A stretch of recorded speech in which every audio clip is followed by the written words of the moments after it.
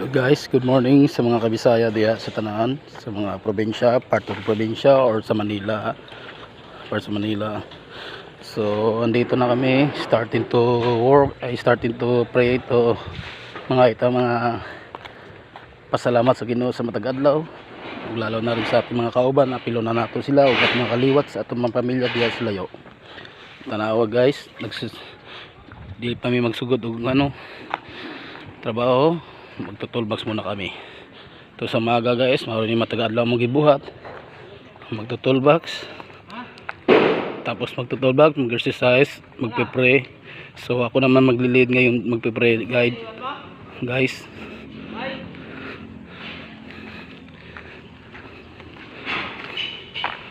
So, ako naman magli-lead, mag-pray ngayon, exercise sa araw na ito. So mga nagpapasalamat sa Ginoo sad.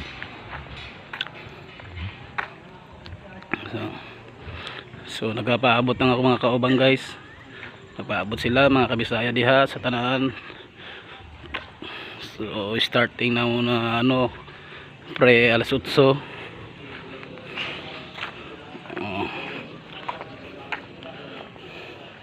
mga akong amigo na akong gwapo.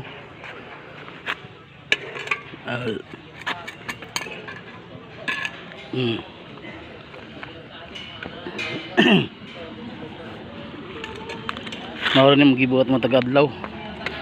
So magpaabot, lingkod sa midiri kadiyot habang mintras pa wala pa yung kuan, wala pa yung safety na mo nga buotan maayo ug may tabangon sa mga tao niya, mga tao kung si mga accident nang hitabo, alerto agad, action agad. Mana mo gibuhat na mo, tulo ka bulan pa na siya. Wala siya ng linya ha, tulo ka bulan pa lang siya guys. Maraming yun yung magibuhat matagadlaw. So nagpaabot pa sila. So ako magle-lead na pray ngayon. Tinayon ako magpe-pray ngayon, magle-lead ako. Exercise lahat. Yan. Ito ang buhay ng construction tuwing umaga. Tagabuntag. Maraming na magibuhat na matagadlaw. Yan.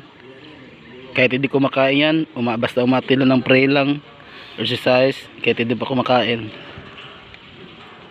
masaya na siya pag nakarinig din siya ng pray na tungkol sa Panginoon.